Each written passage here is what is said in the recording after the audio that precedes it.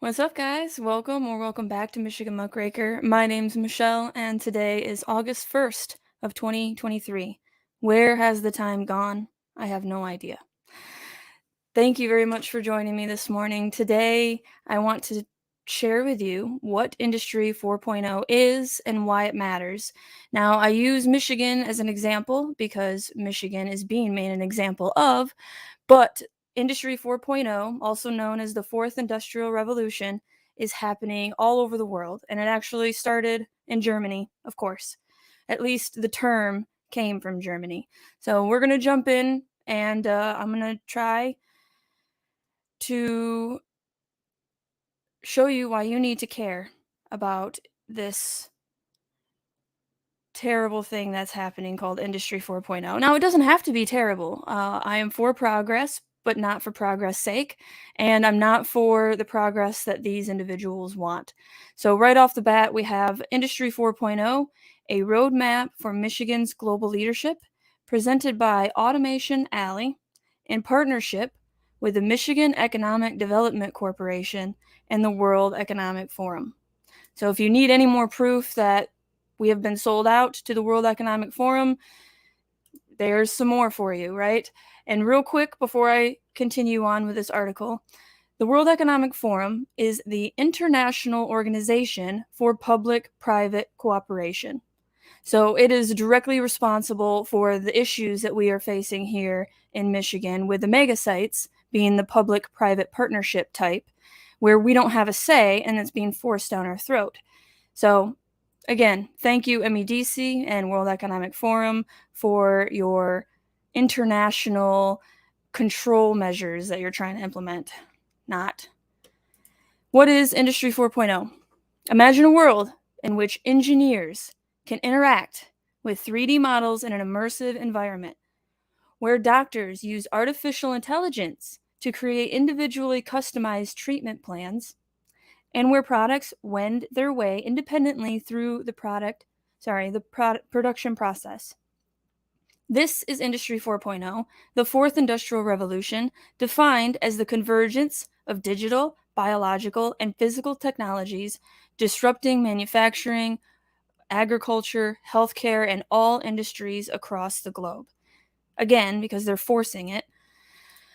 Automation Alley, Michigan's Industry 4.0 Knowledge Center, identifies Industry 4.0 as a collection of 8 emerging technology sectors, all of which require new ways of thinking and working. The Industrial Internet of Things, Big Data, Robotics, Additive Manufacturing and Advanced Materials, Artificial Intelligence, Cloud Computing, which, by the way, cloud computing just means that you're saving your images or your files on someone else's computer. That's all that cloud computing is. Cybersecurity, modeling, simulation, visualization, and immersion. Thank you, by the way, for joining me this morning. It's good to have you. Global strategies at a glance. Industry 4.0 is the name given to the rapid disruption created by the World Economic Forum and the globalist elitist pricks that are self-anointed and want to tell us what we need to do. Oh, I'm sorry, no. They say disruption was created by technology in all industries, particularly in manufacturing, healthcare, and agriculture. Again, they are doing this. They are forcing manufacturing, healthcare, and agriculture changes. And it's not good for the majority of the population of the world. It's only good for those elitist pricks. Michigan's prime GDP generators, right, manufacturing, healthcare, and agriculture are their prime GDP generators. Governments around the world are preparing in different ways to tackle this changing landscape. Germany. Industry 4.0 is the name given to the German strategic initiative to establish Germany as a lead market and provider for advanced manufacturing solutions, technological leadership in industrial production, and research development. Now, quick word on Germany. We need to pray for the Germans. We need to pray for everybody, obviously, in this world. But the Germans, unfortunately, have an energy chief that is pushing them over the edge. they are going to have huge issues this winter, and Germany does get cold as hell. So they're in trouble. And it's because of, again, these globalists and their plans. So we need to, again, pray for them or send positive vibes, whatever words you prefer. China. Made in China 2025 is a strategic plan of China issued by Chinese Premier Li, I don't know how to say that, I'm sorry, and his cabinet in May 2015. The goals of Made in China 2025 include increasing the Chinese domestic content of core materials to 40% by 2020 and 70% by 2025, and positioning China as the dominant manufacturing hub of the world. Industry 4.0 technologies play a dominant role in that strategy. Japan. Society 5.0, proposed as a future society that Japan should aspire to, follows the Hunting Society and Agricultural Society, which is Society 2.0, Industrial Society, Society 3.0, and Information Society, Society 4.0.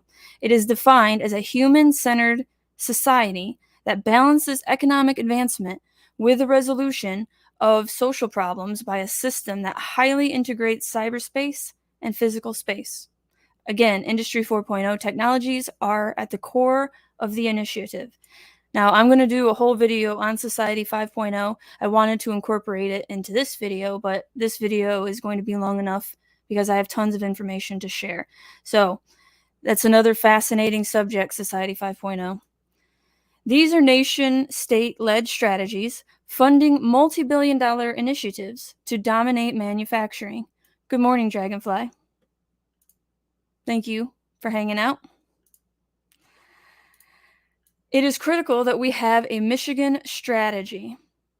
Why Industry 4.0 matters for Michigan. Industry 4.0 is having a dramatic technical and cultural impact as it disrupts technical ecosystems in the state of Michigan and around the world. Today, in factories across the globe, manufacturers are attempting to wrap their heads around the magnitude of change involved with Industry 4.0. Connected, smart factories are creating new ways to design and produce products, changing the way companies operate, and revolutionizing the role humans will play in the labor economy. Good morning, Colleen. Shelley, thank you very much for joining me, guys. Do you guys know anything about Industry 4.0? Let me know. Let's see. Today, in factories across the globe, manufacturers are attempting, connected smart factories. According to the World Economic Forum, 65% of children entering primary school today will ultimately end up working in completely new job types that currently do not exist. Here in Michigan, we have an incredible opportunity to become the national leader in the implementation of Industry 4.0 because of our manufacturing prowess, because Whitmer sold us out. And we have tons of water here, tons of water for the battery plants. This is a region with a high concentration of skilled talent, unparalleled knowledge of how the supply chain works, and a vision for the future. The full impact of Industry 4.0 remains to be seen and is rightly of concern to the state and the World Economic Forum. Currently, there are no unified U.S. national policies aimed at Industry 4.0 integration, implementation, and education, as in Europe and Asia. Michigan, through Automation Alley, the Michigan Economic Development Corporation, and in partnership with the World Economic Forum, is positioned well to lead the United States in Industry 4.0. That is a clear reason why every Michigander needs to know and understand exactly what Industry 4.0 is. Again, it's here in a big way. I am fascinated by the Fourth Industrial Revolution, which is why I wanted to talk to you guys about it when I started this channel. And then again, Goshen and all the mega sites popped up, and they are directly connected to this movement. A roadmap to success, navigating the future of Industry 4.0 in Michigan. Shelley says, this is the first I've heard of it. Anything with the World Economic Forum is a great concern. I appreciate that you at least know about the World Economic Forum. A lot of people I talk to in real life, my family, they don't even know about that think tank. And I don't understand how, when there's so much money, and unfortunately money means power in this world, they all go to Davos and make plans about how the world works. I would think that people would want to know what they're up to and what they have planned for us, but not everybody is into what I'm into, and that's just the way it is. But it's good on you, Shelley, for at least knowing the World Economic Forum. To set priorities and establish milestones and metrics to measure success, Automation Alley has drafted a guiding vision for how we would expect the world to view Michigan. To win the Industry 4.0 race, we believe that we must convince global industry that 1. Michigan is an undisputed U.S. leader in Industry 4.0, thought leadership and action in manufacturing, agriculture, and healthcare. The agriculture one really worries me. Right now, we're dealing with the manufacturing side with the megasites. But when they start going after our farming like they did over in Europe and even in India, it's going to be terrible. And then healthcare, of course, United States and the world, the last 3 years have dealt with the new healthcare system, big data, digital ID coming to you. Michigan is an innovator and trailblazer in human well-being, Society 5.0, and Michigan is a global leader in sustainability. There's the UN Sustainable Development Goals for you, UN Agenda 21 or 2030. Academia Roadmap. Currently, academia views Industry 4.0 technologies in segregated silos. Few programs, if any, align the interacting segments. Academia is still aligned with the traditional engineering disciplines, mechanical, electrical, chemical, associated with Industry 2.0. To succeed in Industry 4.0, Michigan educators will be required to radically rethink their models, methods, and offerings to meet the needs in industry and rapid changing society. Colleen says they've all become so complacent. They don't want to know what's going on because it scares them. They just want to live their lives. Yes, you're absolutely right. I love my brother, but that's exactly him. He doesn't want to think about it. He just wants to live until they stop him from living the way he wants. So until people are directly affected, unfortunately, I don't think we won't be able to stop them, because we need strength in numbers, and that means we need people to wake up and be concerned about this threat before it gets to your house. I'm trying to say, hey, there is a threat coming, and it's miles down the road right now, although maybe it's like a mile now. But you want to wait until it gets to your house before you actually prepare for that threat? To me, it doesn't make sense, but again, I was in the military, and so we were taught to prepare for the worst and hope for the best. And so they brainwashed me well on a few things. Human capital. New education models embrace flexible online courses and rapidly adopt immersive training using augmented and virtual reality. So there's the metaverse for you, and they're trying to implement education in it, and they're doing it. I mean, my nephew has tons of this Industry 4.0 stuff at his school down in Grand Rapids, and so they are learning. Now, they do need to understand the internet, but not the way that these globalists want to create the internet. I mean, they right now are creating an AI problem so that you don't know what's AI and what's not online. And they created that on purpose so that they can bring in the digital ID, where you have to log in maybe with your eyeball scan for biometric data, or a thumbprint, or some method in order to verify that you are a human. So then everything you do online will be tracked, which is obviously very dangerous. But that way, it's all so that you know who's human and who's not. So again, problem, reaction, solution. The problem is AI is flooding the market online right now, and we don't know who's human and who's AI. But there are more than one solution to every problem. It's that they want this solution. Accessibility, broadly increase student access to emerging technologies via smart factories and other real-world settings. Again, smart factories will eliminate the 2,500 jobs that each of these mega sites are boasting that they're going to bring to Michigan. So when people say, oh, 2,500 jobs by 2030, they must not understand where the industry is going by 2030, and that is smart factories, which is surveillance factories. Lifelong continued learning, transition workers from single-task traditional careers to multi-track careers.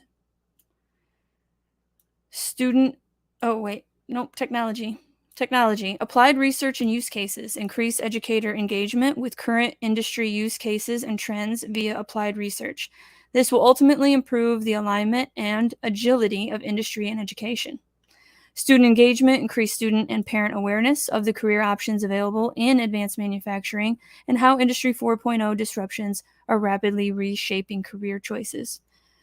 Industry collaboration. Realign educator curriculum at all levels simultaneously to bring it closer and in better alignment with the needs of industry. We're seeing this in the colleges right now. Pretty much any college the big ones, University of Michigan, Michigan State University, sorry. But it doesn't matter. It's not just Michigan. Any big college in any state, you can find UN Agenda 21 Sustainable Development Goals and World Economic Forum tentacles in all the schools. So they're taking over. That is well on the way. The disruptive nature of Industry 4.0 is transforming business models, cost structures, work processes, and the role of human labor.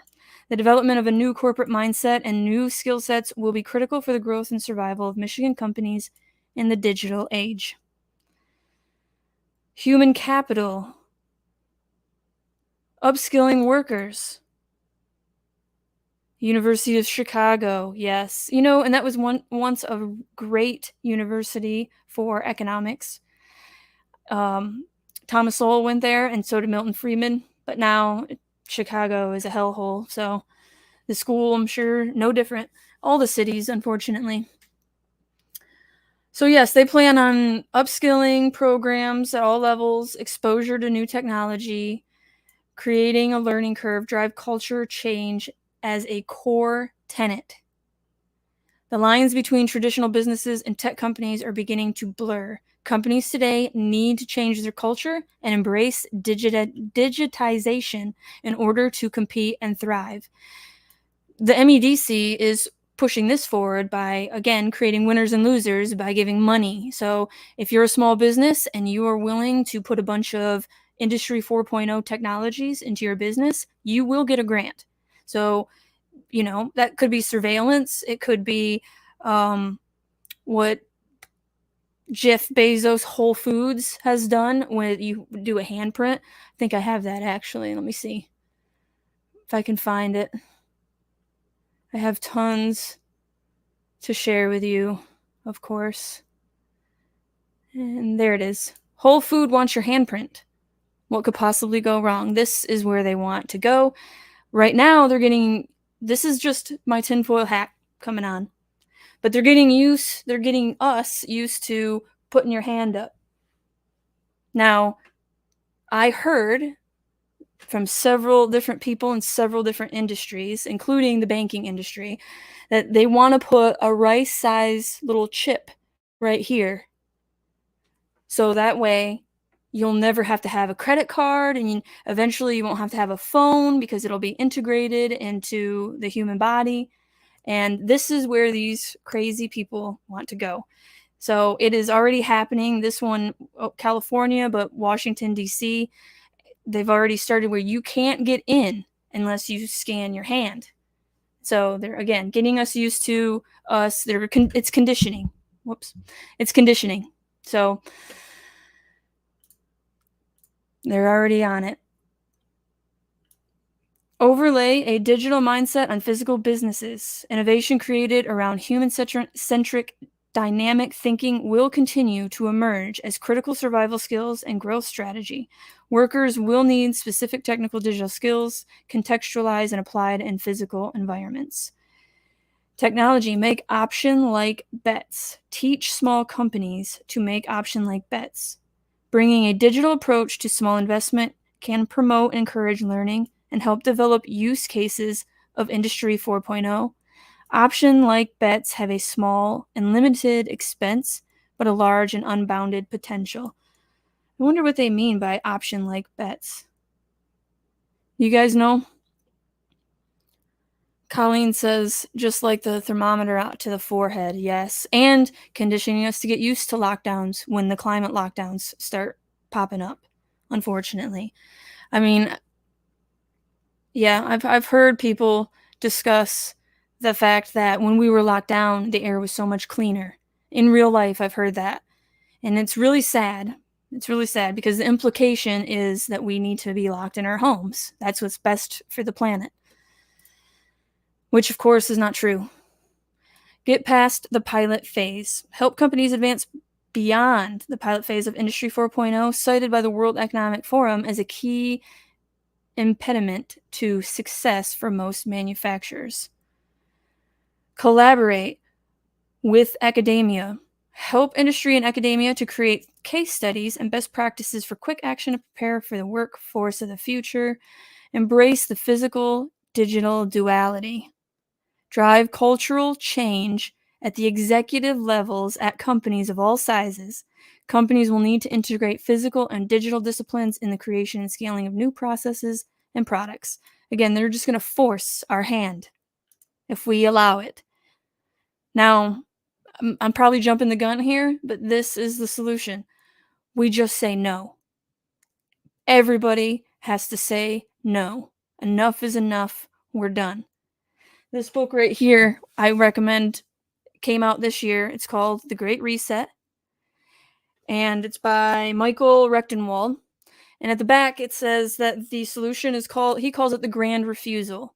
Now, I've been saying it for a long time because it reminds me of Neo in The Matrix in that movie, where at the end, he finally realizes, no, I don't have to dodge the bullets. I don't even have to play your game. I am done with you. I can just lift my hand and say no. And that's where we need to get to. We need to get to where Neo was at the end of the first Matrix, where we just tell these people, no, we're not playing your game. It's that easy. I don't have to riot in the streets or anything else. We just have to deny them what they want. Government roadmap. State government must increase investment and build additional capacity to support Industry 4.0 initiatives and programs. Strengthen current collaborative models and identify new and more efficient mechanisms to navigate the changes and disruptions of Industry 4.0. Colleen says, I do not consent. Exactly. Now, we all have to do it, but the only person's actions that you are in control of and can change are your own. And so you need to be the change. We all need to be the change that we want to see in the world. And so we all need to say no. Now, some people, of course, are going to benefit greatly in the material world by what's going on and by helping it along. And so, unfortunately, some people will choose material world power and gains over spiritual. Now, I think balance is the most important thing. I think that's what life is all about. Balance between all things, but that includes the material and the spiritual world, yin and yang. Human capital. Collaborate with academia. I think I said that one. Sorry. Provide upskilling support. Provide financial support and alternatives for teachers and workers to become Industry 4.0 leaders and knowledge creators. This is all central planning, and they're just telling you this is what we're going to do. Brand awareness. Position the state of Michigan as an Industry 4.0 destination nationally and globally so that stakeholders can make data-driven and informed decisions related to Industry 4.0 challenges and opportunities. It is critical to develop messaging highlighting the attractiveness of digitally transformed traditional businesses in manufacturing. It is critical to develop messaging highlighting the attractiveness. This is called brainwashing, propaganda. including healthcare, agriculture, and yes, healthcare as places to work and grow. Technology. Fund projects that reduce the gap between companies exploring digital manufacturing strategies via technologies such as automation, robotics, AI, and the Internet of Things, and those that are implementing them successfully. Support transformation of the supply chain. Help small and medium enterprises change their cultures into learning organizations that are resilient to digital disruption. Incentivize the creation and retention of pilot plants. Drive the development of Industry 4.0 pilot plants to ensure factory design skills and knowledge stay and continue to develop in Michigan. It will also serve to strengthen the Industry 4.0 entrepreneurship ecosystem and attract venture capital. These living R&D centers also function as demonstration sites for small and medium businesses to observe cutting-edge technologies. Will there be any small or medium businesses in the future? I mean, the lockdowns decimated small business. If you had connections, if you were Lowe's, Meijer, Menards, I'm thinking of hardware because of gardening, I guess. But you think of these big Amazon, these huge industries, they got to stay open. And so all these small businesses had to shut down because they weren't essential. I don't want to get too much in a tangent, but who the hell are you to say who's essential and who's not? That's not what we voted these people in for. That criminal action says I can't even buy a J without getting scanned. That's criminal. Doesn't matter what a criminal says. Yes. Okay. This is all, again, part of Industry 4.0. It's big data, right? They want to know exactly what you're buying, when, and then they can use it against you in the future, unfortunately, if they so desire. So if you start making waves and saying something about the government that they don't like, well, they'll go into your record and say, hey, you did X, Y, and Z, so your social credit score is going down. It's a nightmare dystopian scenario waiting to happen, but again, we are the ones that decide if we want to accept this or not. And there might be a period where this transition is going through, that when we are denying that transition, where we are going to have to live differently than we have. No internet potentially, because if you don't want to do the digital ID thing, you won't be able to get online.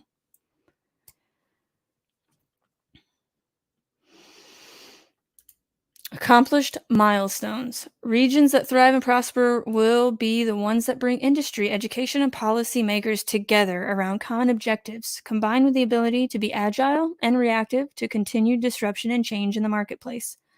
Automation Alley's role, in partnership with MEDC and along with the support of the World Economic Forum, is to drive this collaboration and create unified outcomes by bringing academia and industry together, positioning industry to thrive, and driving inspired policy development for Michigan's future. In October 2018, the World Economic Forum and Automation Alley entered into a partnership. The forum sought a region, not a state, because they don't recognize states.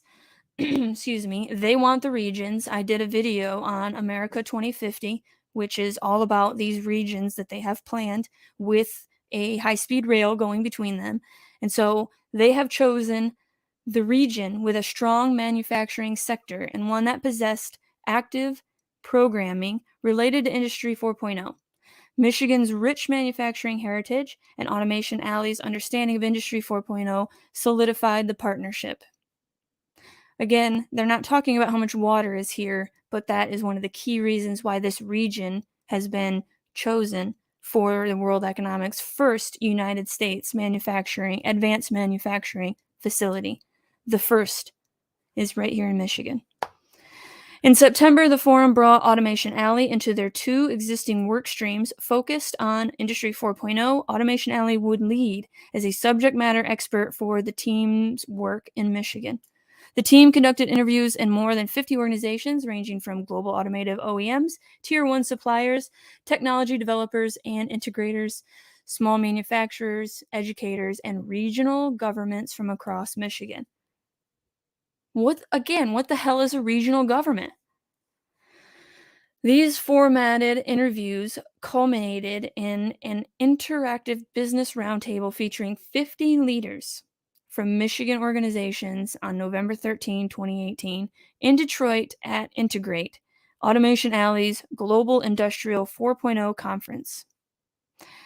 This half-day exercise brought together business, academia, and government leaders, as well as leadership from both the World Economic Forum and Automation Alley. So dangerous what we got going on.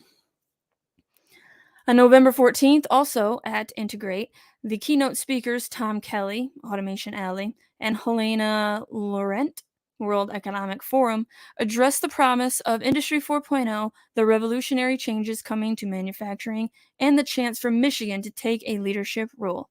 The success of this activity is leading to a stronger relationship between the organizations and a commitment to work more closely in 2019. Now, I have a question. Again, we're going to put the tinfoil hat on, or maybe I never take it off. It's always underneath this one.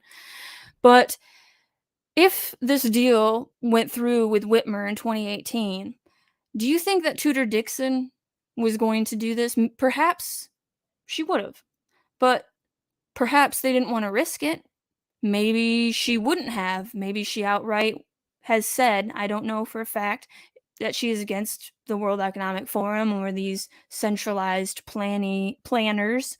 But if she was against them, then that would be a valid reason for the World Economic Forum to give tons of money to Whitmer, who had 8 times more financing, more funds rather, than Tudor Dixon did. I'm not saying anything about Tudor Dixon should have won. I'm just saying that the World Economic Forum and Whitmer in 2018 made a deal. Did that affect the elections? I'll leave you to decide. Strategy development, academia. Automation Alley has placed education at the heart of its Industry 4.0 initiatives in order to uncover academia's needs and strengthen the talent pipeline during a time of great technological change. In April of 2018, Automation Alley debuted its Technology and Industry Report, revealing strengths and gaps in Industry 4.0 readiness among the manufacturing supply chain and academia. Research for the report was conducted by Automation Alley's collaborative team of academic partners representing 7 leading colleges and universities from across the state. So there we go. We have 7 leading colleges and universities that are part of the central planning. Following the research, interviews, and industry activity, new insights were uncovered, and we found many consistencies through the participants' experiences. While technology opinions varied from participant to participant, the most common need identified was for more and better employees with manufacturing skills. The federal government is reporting that the U.S. economy is creating over 800 manufacturing jobs daily through 2018. Interview participants reported that their growth was limited by a lack of skilled workers. In academia, the consensus was that our university system, while strong in science and engineering, currently lacks the ability to bring together the variety of skills needed for Industry 4.0 and the rigid management of post-secondary education instruction and delivery. Many cited precious few programs understand the scope of changes coming to industry, and fewer still know how to ably skill the workforce needed. When speaking on the K-12 system, here we go. Most cited that the largest gap in understanding 4.0 might lie with the parents and teachers. Manufacturing careers moving forward will require a diversity of skills and workers willing to embrace innovation in a dynamic work environment. Skills which could be developed in K-12 go unexplored due to parents and educators not understanding the high value potential of manufacturing careers. I'm sure that they're in there. They're getting in that K-12 education to send the propaganda to our children, right? Automation Alley's membership base is made up of 800 companies from the technology and manufacturing sectors. The common challenge for industry identified through our interactions is dealing with the rapid pace of change. All right, government. When asked what was needed from the government, participants in Automation Alley, World Economic Forum Roundtable, cited consistency at the local, state, and national level. Assistance in training workers throughout their career was also ranked highly, as skill development and enhancement is ongoing activity. Energy costs were also ranked as a concern for Michigan businesses, as were roads and other infrastructure components. Michigan's business environment was held in high regard, and subjects desired a continuation of business-friendly policies. Dragonfly says, I'm getting a bad feeling about all this. My husband is a supervisor for the Water and Sewer Department in Indiana Township, Michigan. They are having so many sewer backups and pumps breaking down. That is interesting because I know that they are trying to go for our septic tanks, or rather our water, well water and septic, I believe. I have a Google Doc started with that information because it is concerning. I have well water and I don't want to be on the centralized system, but Michigan is trying to force that. I don't know if that has anything to do with your situation or not, but I will try to look into that because I think it's all linked. But we'll see. Maybe it's just corruption. I mean, it can be just that there's government corruption. They knew that it should have been fixed, but they didn't do anything about it. That's possible. It could be both.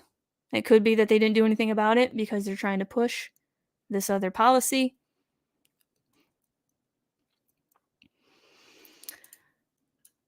Thank you for the info. I always love more information, definitely.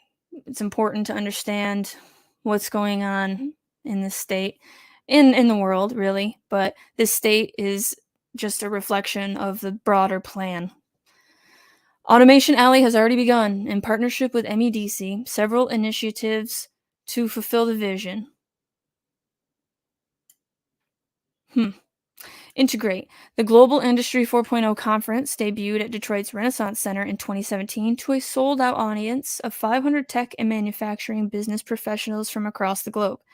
In 2018, the conference returned with over 800 attendees and has moved to Cobo Center in 2019 to accommodate demand. The goal of Integrate is to create awareness and knowledge around Industry 4.0 technology. The conference includes 80-plus speakers in breakout sessions, a smart technology expo, keynote presentations, a fireside chat, and many opportunities for networking and learning from other technology and manufacturing representatives. There's actually, in Grand Rapids, August 5th through the 9th, I believe. I got to double check those dates, but there's a advanced manufacturing expo going on. I was considering going just to see what technology is out there that's being shown to our businesses and to individuals that are interested in that expo. Technology and Industry Report, in collaboration with regional academic research partners and industry partners, Automation Alley publishes an annual data-rich, comprehensive report complete with industry case studies. This report identifies Industry 4.0 changes in technology sectors and recommends action steps that each reader can apply to his or her business. Act 4.0, Automation Alley provides this customized program to help companies facing digital disruption, transformation into learning organizations. Built on a foundation of trust and ownership mindset, this enables them to strategically adopt cutting-edge technologies associated with Industry 4.0 to increase revenues and reduce cost. Tech Takeover Series. Oh yeah, that series does not go on anymore. I looked at it, and last video was a year ago, and there's like 200 views on it, so they quit doing that. Global Trade Mission. Automation Alley coordinates trade missions to countries with a high demand for Michigan-made products and serves as a resource for companies invested in doing business overseas. I want to just note really quick that the World Economic Forum is the one that said you will own nothing and be happy. They didn't say we will own nothing. They said you will own nothing and be happy. Now, the first part is no private property for you or me. And the second part is we are going to try to brainwash you to be okay with it, because life will be so much easier if you just let us take care of everything. If you survive. Future industry initiatives.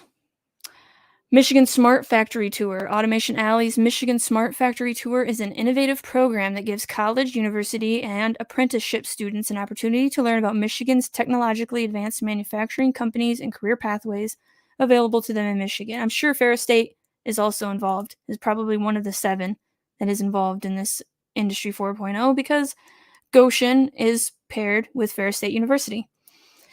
This program allows students to gain a practical understanding of Industry 4.0 from an implementation perspective by touring smart factories in Michigan and offers an opportunity for high-level networking while discovering the wealth of job opportunities available.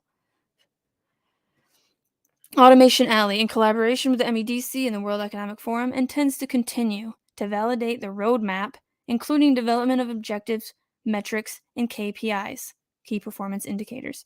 Additional tactical programs will need to be developed to support key initiatives. So there you have it, straight from the horse's mouth. MEDC, World Economic Forum, working together in Industry 4.0 to bring it to Michigan. This, I'm not going to go through the entire thing, but I think it is important to give a little bit more context to Industry 4.0. The fourth industrial revolution happened as an evolution process in terms of technological advances, and it represents the social, economic, and technological changes that affect all developed countries. By the way, this is Industry 4.0 current status and future trends, and I will have it linked down below. Because there's a lot of information here. I'm not going to go through all this, but whoever did this report was very, very thorough. This new age of revolution is based on the creation and integration and collaborative environment with the intention to add cyber physical systems and to consider the customer as part of the production process. In this fourth industrial revolution, the analysis and testing of the product is done before it goes to market, not after, which allows for the opportunity to predict what is going to happen before it happens. That sounds very dangerous. Improving the management of the investment that is made in the production. Dragonfly's got some stuff.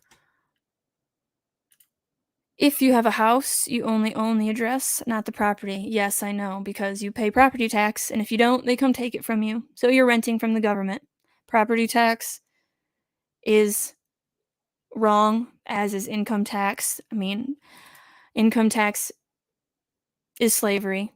When did the government decide that? Well, I guess it was in 1913, right? When they said, when income tax came in, they said it's just for the billionaires, or rather the millionaires at that time, the rich.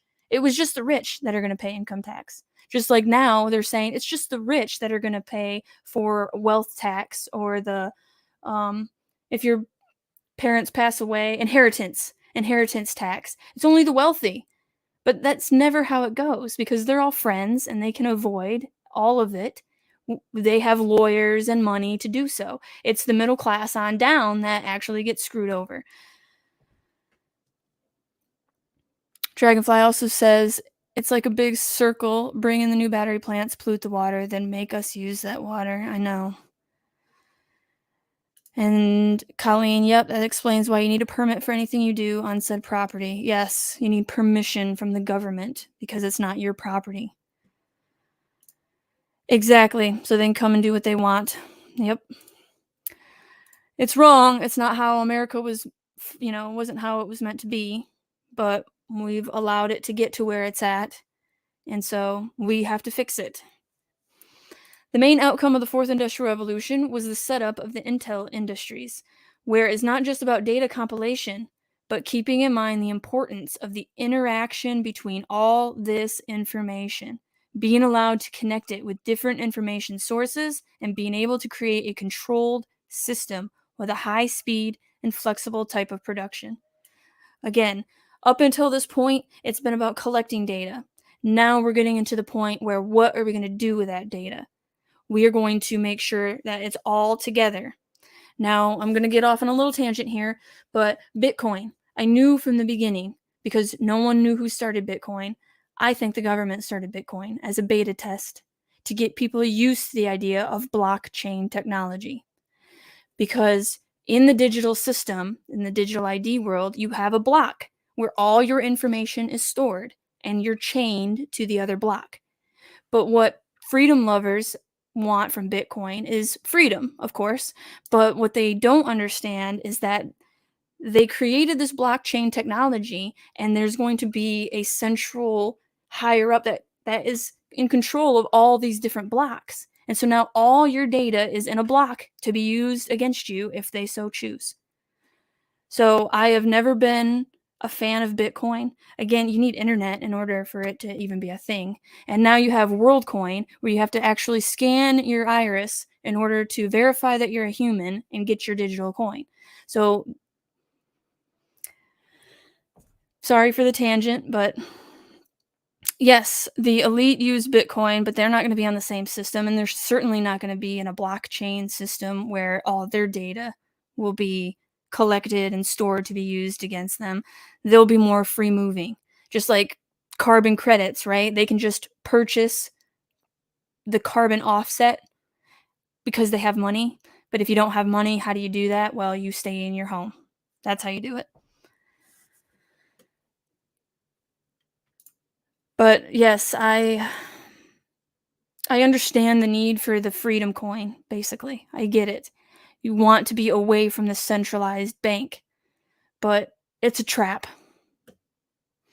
The fourth industrial revolution is the last advancement of humanity. Such hubris. It started with technological advances that the population have in their hands nowadays. This goes to transhumanism, which I have an article I want to share with you.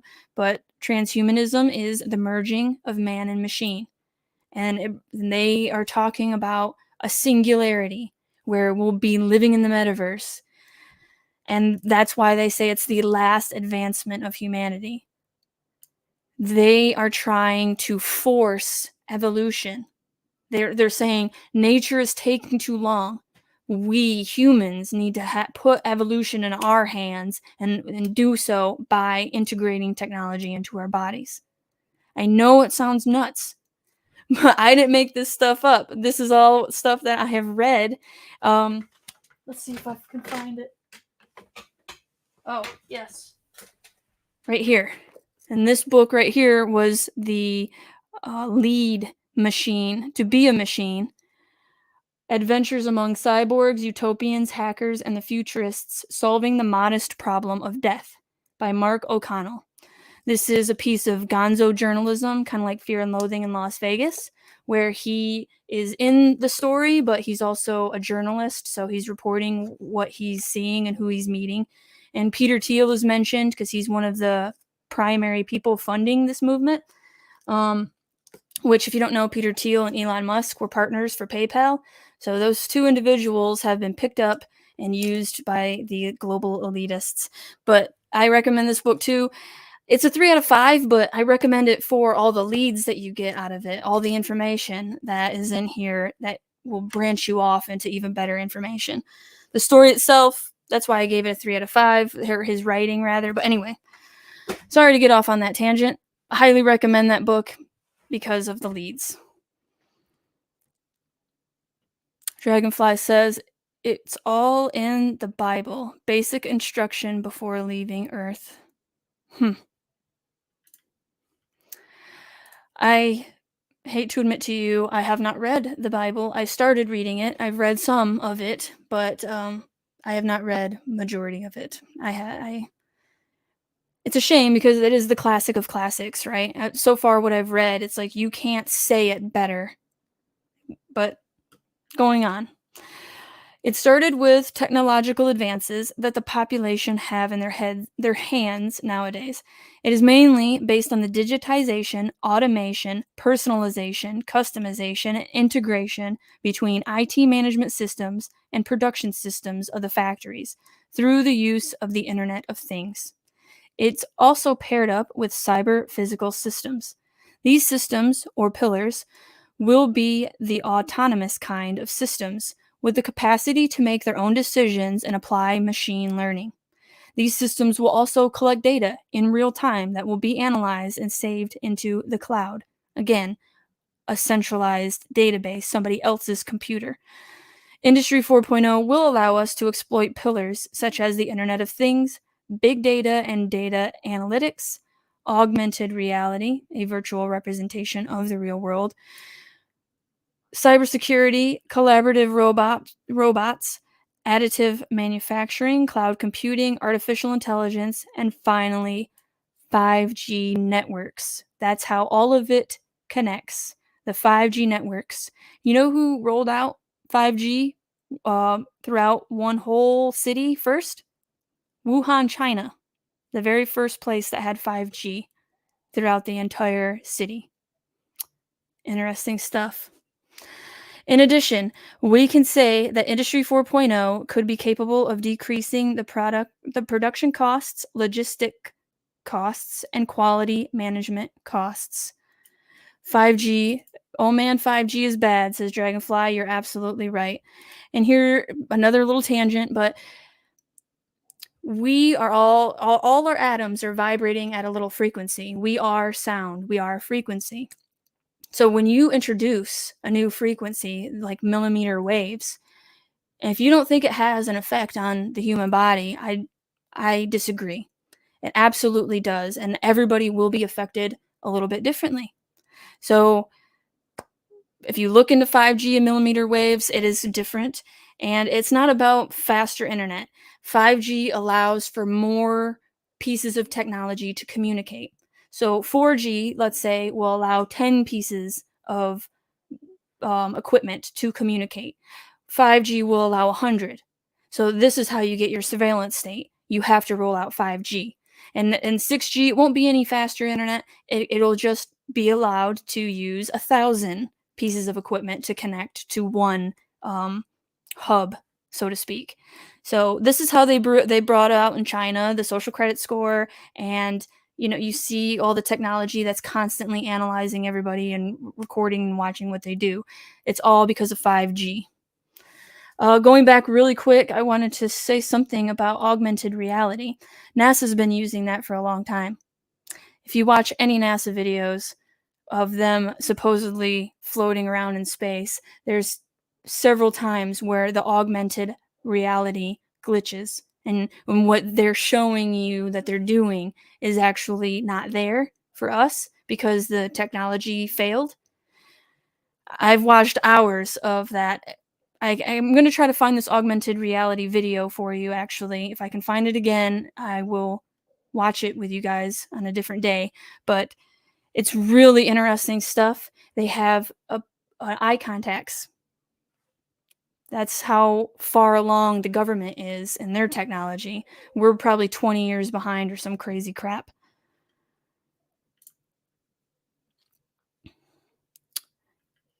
Let's see. Causing ghost cities in China. Yeah, I mean,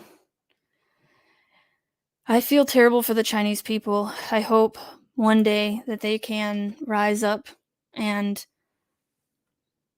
end the government that they have and get a better one in, but I don't know if that will happen in my lifetime.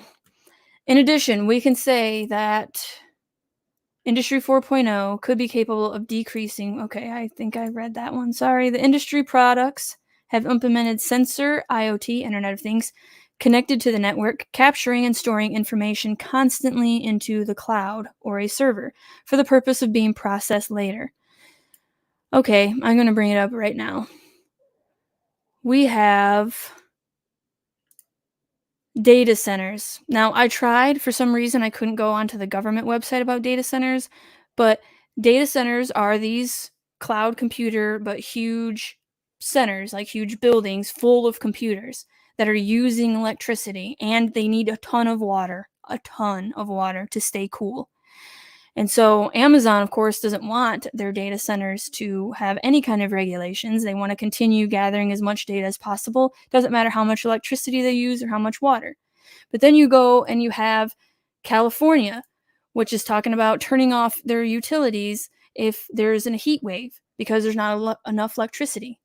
So how about we just get rid of these big data centers that are using up all this electricity instead of turning off our electricity so we can't have AC when it's hot or heat when it's cold. Well, again, they, of course, are going to keep their data, and you and I are going to have to suffer with no electricity if it's hot or cold. This means that the information is closely related to the pillars of big data and data analytics. Also, the IoT is related to the cybersecurity pillar because of the interaction between the devices connected to the internet, communicating between themselves constantly, making them highly vulnerable to a computer attack. Supercomputers. Yes. Yep. And again, if I don't think that there has to be any kind of shortage. I think that is manufactured in order for America to come down a peg in their, um, I guess, standards, so that we can. And basically, they're trying to do this because equity, right? So that doesn't mean we bring everybody up to America's standards because they think that there's no way that could happen. We would use all the resources before that's possible. So we have to come down, and they, third world countries will come up to meet us, and we'll all be in the middle. I guess that's what they're saying. That's what their plan is. But they, again, will still be flying around and eating cows while we eat bugs and are locked in our house if they have their way. Also, investors in Industry 4.0 will change technological aspects, product development processes, marketing, logistics, manufacturing, after-sales services, and security. At the beginning of the Fourth Industrial Revolution, all economic, financial, social, cultural, and environmental models received a great impact. They must now adapt to this new revolution. One of the biggest challenges is the negative impact on the environment of the traditional production model. It affects human life, but there is not enough awareness to counter it. Perhaps people think that it has affected others and not themselves. Pollution includes the large volumes of plastics produced that go to the ocean, food that is thrown into the trash. Now, of course, I'm not for food waste. However, food will decompose. It's natural, and it will go back to the earth. The earth was intelligently designed and can handle that. And even plastics. Now, I don't want plastics in the ocean. Of course, I want the ocean to be beautiful and clean. I don't want sea turtles to have stuff around their neck. I love animals. I love sea turtles. I know most people love sea turtles and animals. So we all want our oceans to be clean. It's the big manufacturers that keep creating these crappy plastics. Like, why don't we switch over to something else? And not only that, but intelligent design has a solution even for that plastics problem. I read an article in New Scientist or Scientific American where they found a teeny tiny bacteria that they've never discovered before that was eating the plastic. There's nothing new under the sun, guys. Intelligent design has a solution for it all.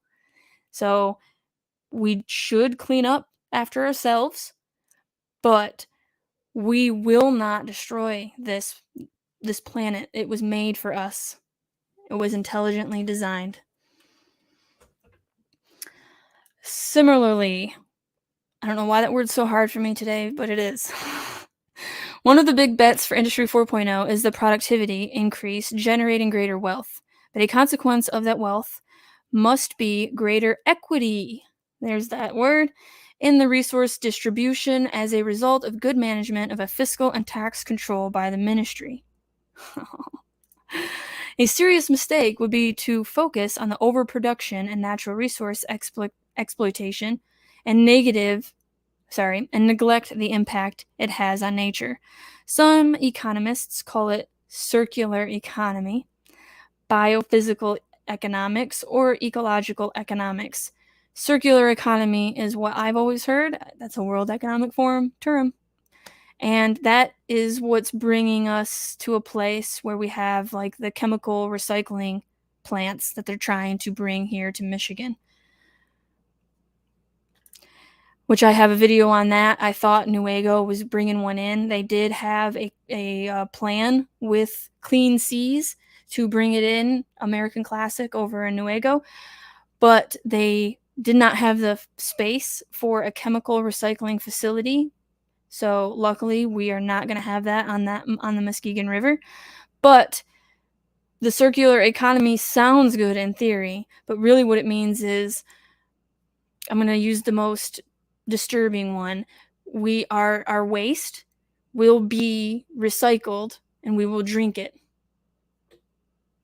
That's a circular economy. That's like the worst case scenario that I've seen. That, you have to have a lot of trust that process, changing it from a waste to a drinkable solution, is actually working. It's a lot of trust.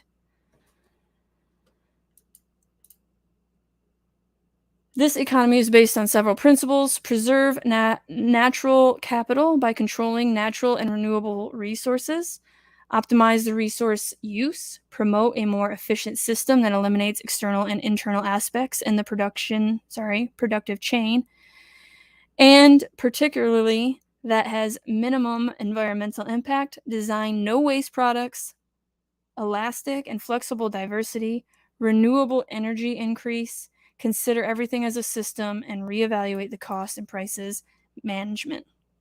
In conclusion, the vision of current and future industry and society with intelligent industries, autonomous cars, intelligent cities, there's that smart city, 15-minute city, etc., is integrated. The actions against climate change are: minimize all negative issues in business world and management systems. A more supportive society with greater cooperation between people, communities, and countries. Greater trust among people, minimum corruption in public management. This guy's dreaming. The basis of the production process would be greater trust and credibility between clients and companies. I don't trust them to be honest with what is happening. I don't trust it either. Because it's rules for us and not for them. We saw it the last 3 years when Whitmer was putting her boat in and we weren't supposed to use motorized vehicles, when they were going out to restaurants without masks and we couldn't. I mean, yeah. This book shows a vision of the present and future of the Industry 4.0 and identifies, okay, I'm going to go down. Industry 4.0 is a new industrial model that characterizes the fourth industrial revolution. This advanced manufacturing model is represented by intelligent virtual and digital performance in large-scale industries and emerges as a disruption to the 3 industrial revolutions that occurred before it. The new industrial model itself includes a factory-wide integrated structure and potential technologies in various areas of industry activity. And these technologies are intrinsic to Industry 4.0 design principles. The objective, okay, I don't need to know the objective of the paper. You come down here, and this is what I wanted to show you. Okay, Industry 4.0, origin and key understandings. The term 4.0 comes in the context of a new industrial revolution, which emphasizes and includes the latest technological innovations and aids in both fast and customized production. The term originated in Germany in 2011, referring to changes directly linked to automation fields integrated with information technology. Colleen Whitmer has a very nice place on Mackinac Island. Yes, I'm sure. I don't know if you saw my video yesterday, but she's also getting $1 million upgrade to her Lansing property to put in a new driveway and EV vehicle battery, a setup for EV vehicles, with the aim of promoting manufacturing automation and consequently increasing productivity through smart factories. The still imminent fourth industrial revolution can be characterized by the integration between the internet and production processes with the aid of smaller sensors and artificial intelligence applied to the machines. There are numerous and distinct definitions and nomenclatures for Industry 4.0. However, the definition set out in this chapter is that Industry 4.0 is an advanced manufacturing model that includes within itself an extensive set of technologies not necessarily unpublished, but integrated with each other and with the whole industry, which is characterized by its high virtual, digital, and technological performance. The Industry 4.0 is still a new industrial model, In 2014, in Germany, industries were already assessing their readiness for Industry 4.0 implementation.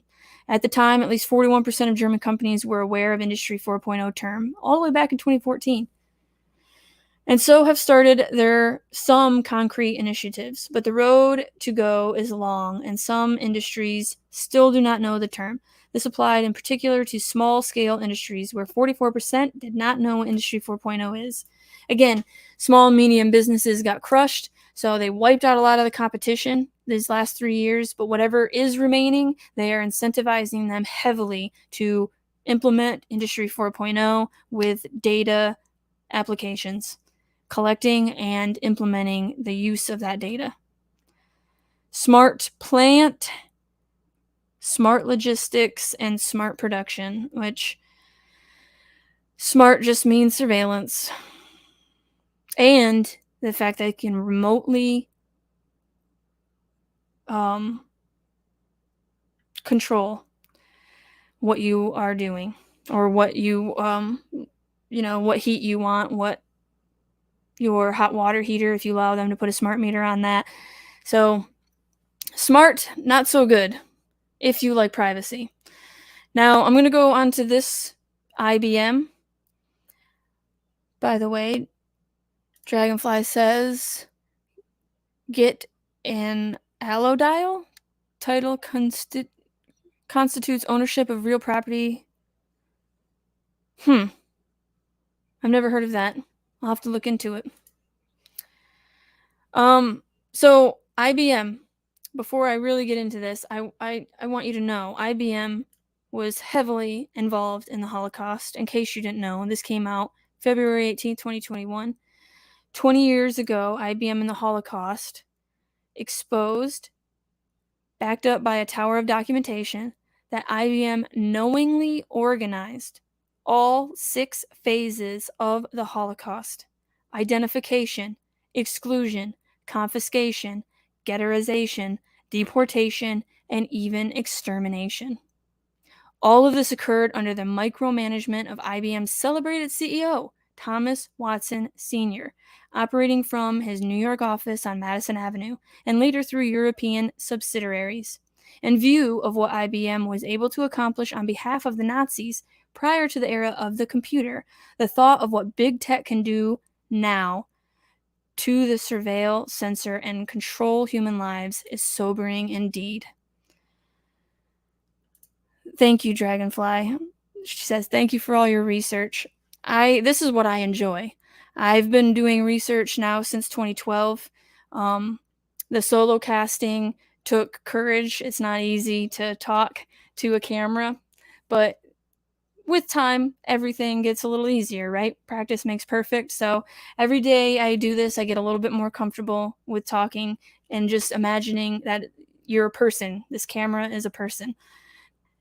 But this research is my passion. I really enjoy it. So thank you. Thank you for listening.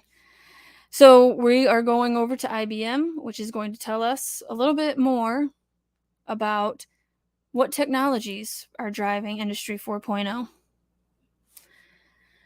So we have the Internet of Things, which is a key component of smart factories. Machines on the factory floor are equipped with sensors that feature an IP address that allows the machines to connect with other web-enabled devices.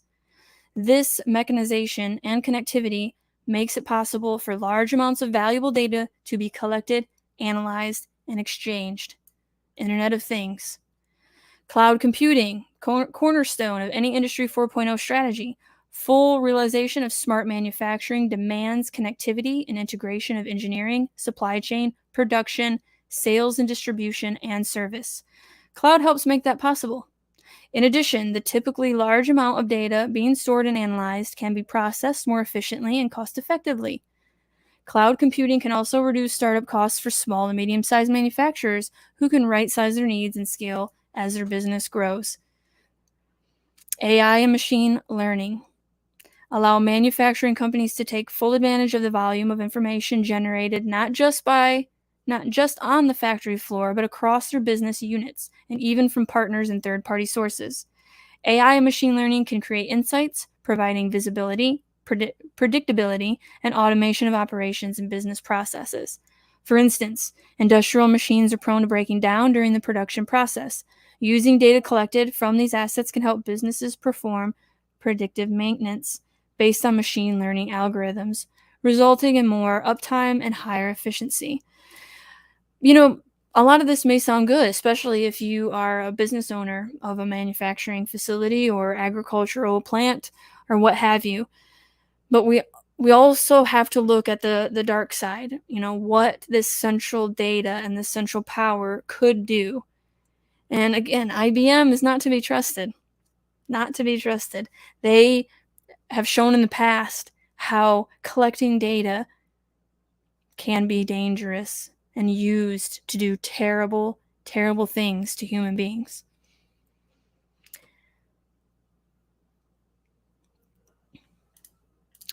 Thank you, Colleen. She says you're doing a great job. Dragonfly, I research about 6 hours a day. I'm with you. I love research. I'm glad to meet other people who like to do research as I do. And Shelly, Michelle, you're doing a great job. You're a natural. Thank you. I really appreciate you guys. I'm enjoying this. I'm so thankful that I have you guys to hang out with while I learn and we learn about what the hell is going on in this world. It's good to know we're not alone. Cybersecurity. Manufacturing companies have not always considered the importance of cybersecurity or cyber physical systems.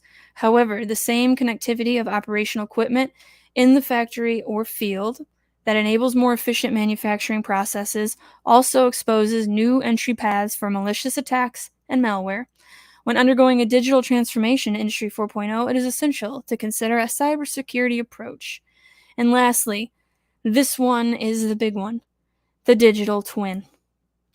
The digital transformation offered by Industry 4.0 has allowed manufacturers to create digital twins that are virtual replicas of processes, production lines, factories, and supply chains.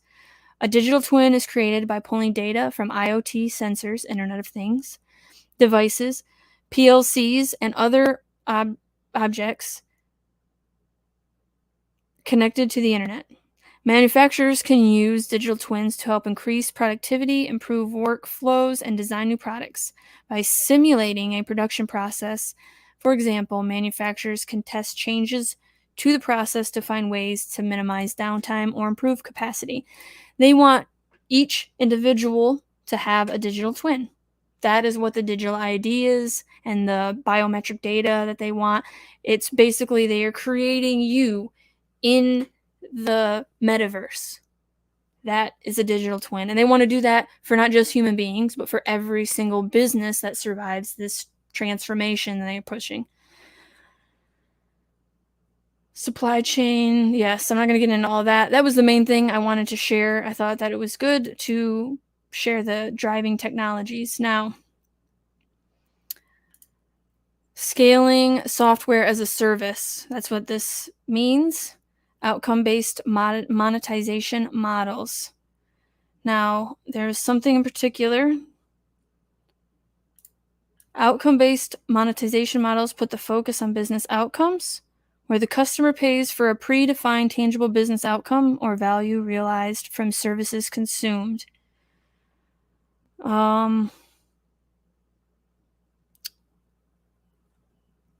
Providers gain, yeah. I'm sorry, I forgot. What do we monetize in terms of outcomes? I'm going to come back to this one because I can't remember exactly what I wanted to share with you in this one. There is something important. The software as a service model is what the electric vehicles will be. And I think it had something to do with that, but we're going to go on to this. So 70% of Industry 4.0 pilots fail. A new center hopes to change that. This came out June 14th of 2023. The World Economic Forum chose Michigan for its U.S. Center for Advanced Manufacturing. The fourth industrial revolution is reshaping the manufacturing industry, bringing new opportunities and challenges for businesses to navigate.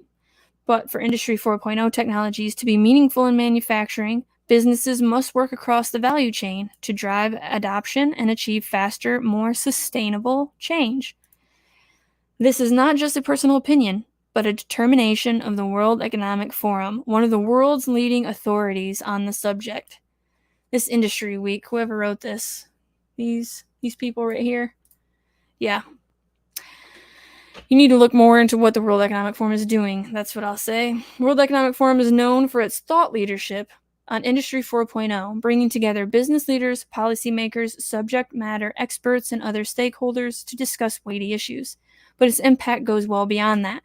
The organization recently selected Michigan for its first ever U.S. Center for Advanced Manufacturing, which is led by Cynthia Hutchinson. Is that who wrote this?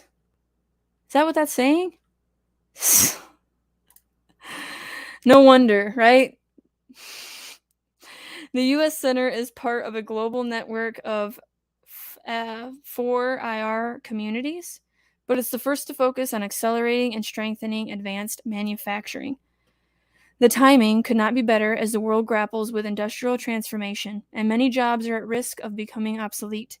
The World Economic Forum has found that more than 70% of companies investing in Industry 4.0 technologies, including 3D printing and artificial intelligence, fail to move beyond the pilot phase of development.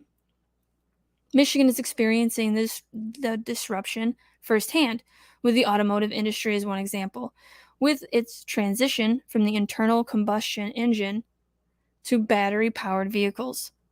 Policymakers here are laser-focused on retaining our leadership position and mobility for generations to come.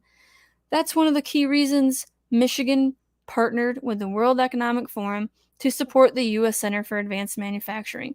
We want the U.S. to be the voice for change and show the world how to increase productivity, engage workforces, become more sustainable, and build supply chain resilience. No, that's not why you picked it. That is not why you picked it. The rapid pace of technological change, coupled with geopolitical, climate, and supply chain disruptions, has created an urgency for manufacturers across the globe because of the World Economic Forum's Great Reset. So, problem, reaction, solution, anybody? But embracing advanced technologies can be challenging on many levels, including the costs of new machinery and software and training workers in new skills and ways of working. Most companies struggle to scale digital deployments because of the high costs they can have a lengthy return on investment. Right.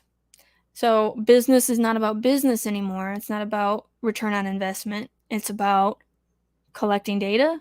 It's about getting into this Industry 4.0 technology, even if it's not cost effective. The U.S. Center seeks to accelerate the growth of cutting-edge technologies by creating communities of industry leaders, governments, and academic institutions. As we've learned during the pandemic, managing a public health crisis requires working in a collaborative way across sectors. This cooperative model applies to innovation too, public-private partnerships.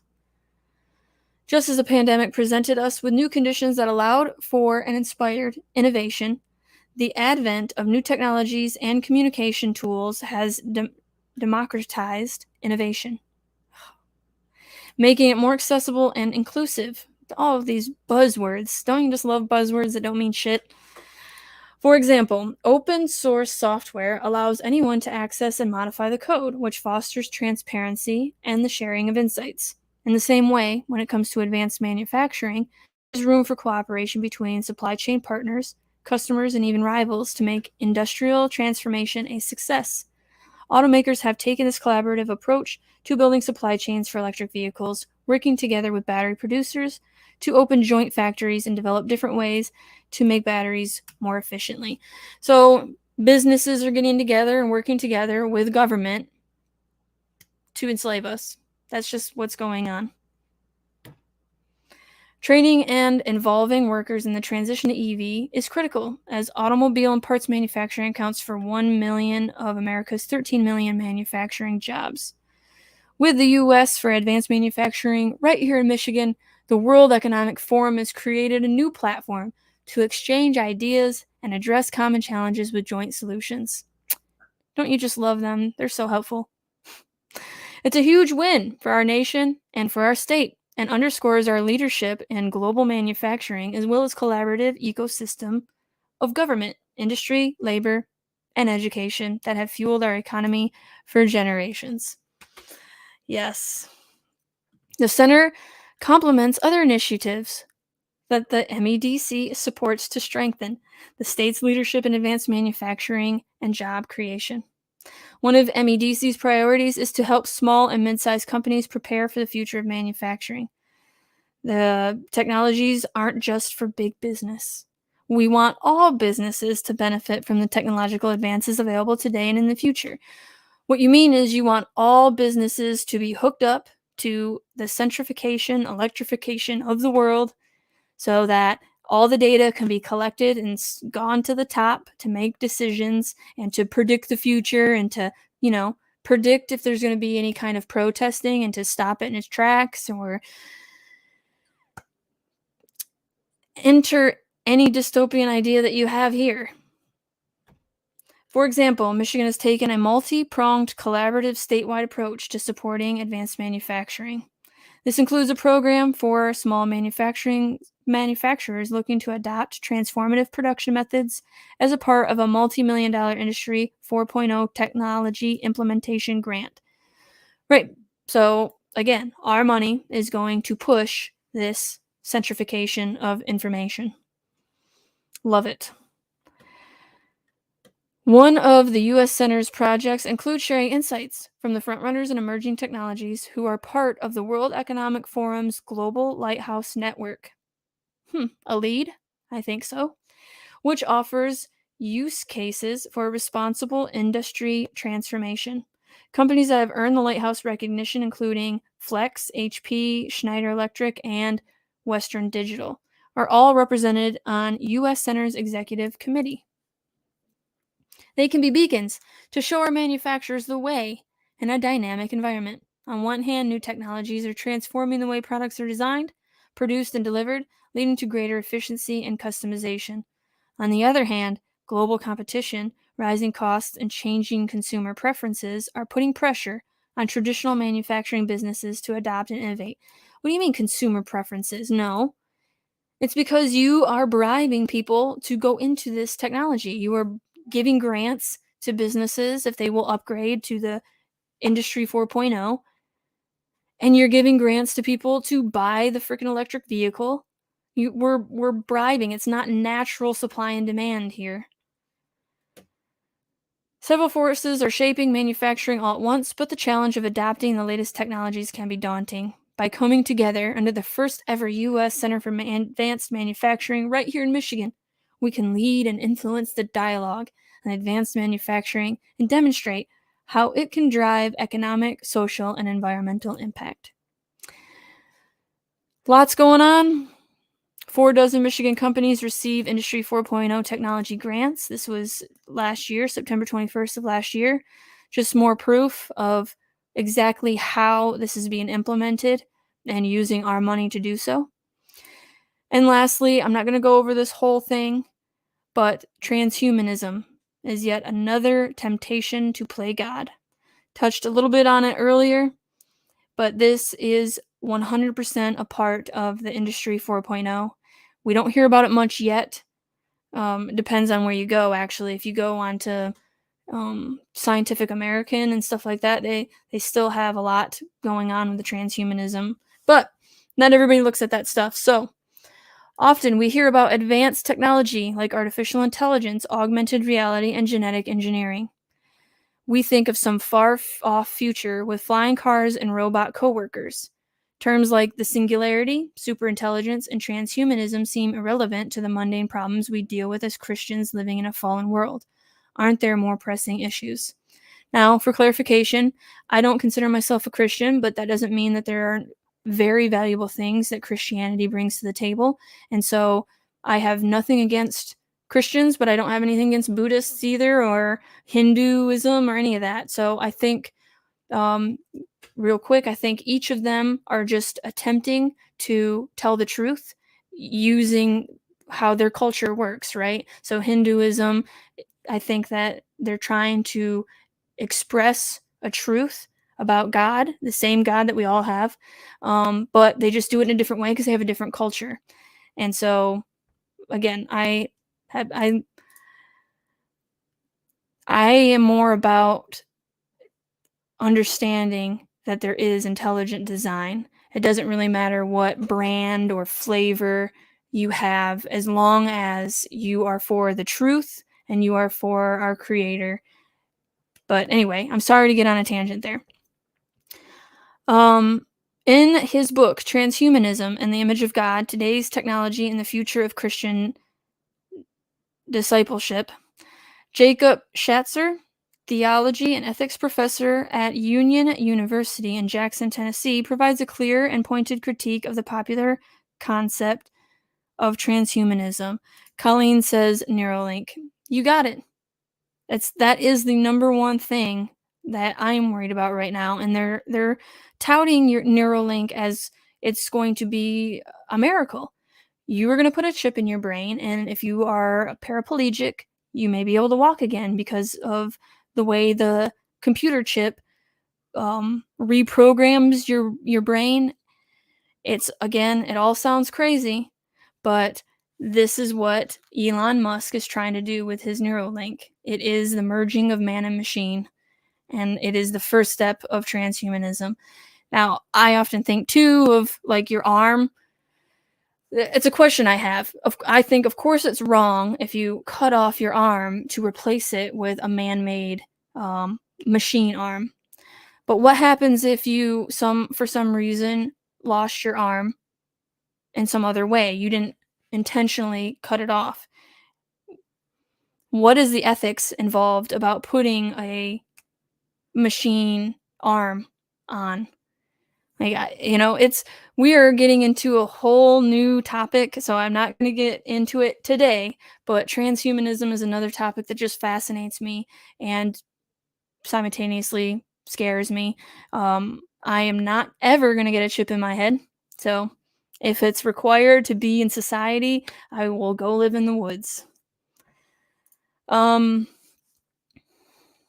Dragonfly says, I was raised in church and learned the Bible, and now the things I'm finding out the Bible is crazy. And bionic man and woman, yes.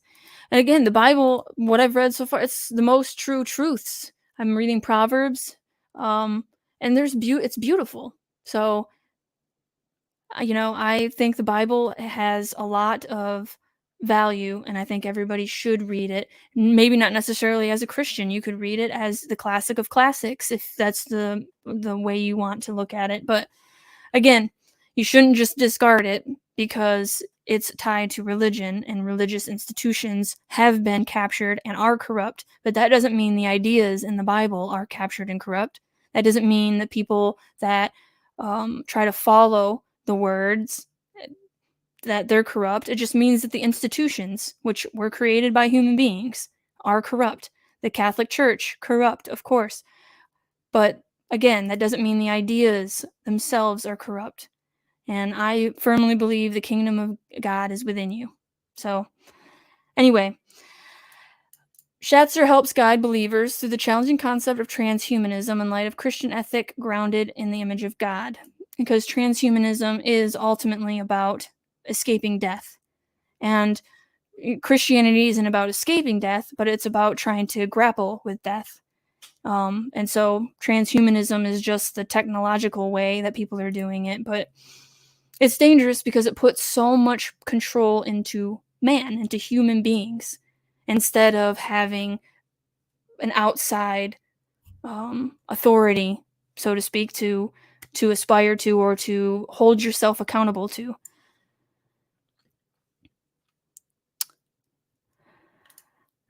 Colleen, the $6 million man, and Dragonfly says, I love the Old Testament. I need to get on it. I've read maybe a page or two, and I'm failing. That was one of my goals too for this year. So there's a few goals that I'm failing on, but I need to restart. It's August 1st. It's a perfect day to restart some goals, right? So coming down here, I'm thinking about picking this book up. I think it seems very interesting. Schatzer defines transhumanism as a movement whose goal is to transform humanity by improving human intelligence, physical strength, and the five senses by technological means. Transhumanism enables us to overcome our biological and genetic inheritance. He boils this popular concept down to two fundamental principles. First, optimism that humanity can overcome our own humanity. And second, that each individual has the fundamental right to pursue these enhancements. While this may seem like a sci-fi novel or the plot of a new Hollywood thriller, many in the technology field currently are pursuing a way to overcome the limitations of humanity, enable us to attain godlike powers. Popular thinkers such as the very evil Yuval Noah Harari and Nick Bostrom. This guy right here is Klaus Schwab of the World Economic Forum, little henchman. He reminds me of Wormtongue from Lord of the Rings. And he's all about hacking the human brain and hacking humanity. It's really disturbing. These people really think that they are better than everybody else, and that's why they can do the things they're doing to other people. But anyway, they predict that we'll transcend our human limitations or be outpaced by the intelligence greater than ours. How can we create something that then becomes more intelligent than us? I'm sorry. It's a program. It's a computer program. Garbage in, garbage out. So it can't be more intelligent than us because we created it. It's a copy. We are copying natural intelligence. And Schatzer describes the three main waves of transhumanism: morphological freedom to change ourselves, use of augmented reality to merge the physical and digital world, and the pursuit of artificial intelligence to finally transcend our human limitations entirely. Throughout the book, he interacts with the Transhumanist Declaration, a summary of transhumanism, as well as the popular groups such as Humanity Plus and the Christian Transhumanist Association. So, a lot of rabbit holes. I'm going to go on and on about transhumanism if I don't stop. I will be talking more about it on this channel. Every Tuesday at 10 o'clock, I will be talking about technology, and Industry 4.0 is, of course, included in that. And every Monday, I will be talking about Michigan, mostly the mega sites, which is, of course, also Industry 4.0. But Monday and Tuesday right now, 10 a.m., I will be going live all the way to the end of the year. So I hope that you guys come hang out with me more often. I really enjoy chatting with you. Colleen says, sadly, I know a number of people who have gone to World Youth Day in Portugal to see the Pope. I wonder who will be playing the part. Yeah, I watch all the central powers. I don't talk about the Vatican much, but they are absolutely a central power, and they still have a lot of power, even though you don't think they might because of the secular world that we're living in. But yes, the Vatican has been doing some crazy stuff. I want to talk about that too. September, there's a new conference going on for the Catholic Church, and a schism is being rumored from the traditionalists. So I watch this channel called Return to Tradition. I'll link it down below. But he wants to return to tradition. And so he's very nervous about this Pope and everything that he's doing. And I think it's very interesting because I think that we are living in a very interesting, crazy time. And I'm happy to be here. I am thankful for the life that God has given me, and I will accept whatever challenge is ahead, but we will be facing challenges. So that is all I have for you today. I have to go and get my mother-in-law and feed her some lunch. So thank you guys so much for hanging out once again, and I hope to see you next Monday.